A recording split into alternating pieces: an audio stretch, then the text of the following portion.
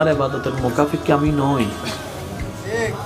আমি তোমাকে ইবাদত করতে বলছি, আমার দরকার সেজন্য নয়। এই ইবাদতটা যদিও আমার নামে হবে, দরকারটা বান্দা তোমার জীবনে হবে। এই প্যাচটা একটু বোঝার চেষ্টা করবেন। নামটা আমি রবের,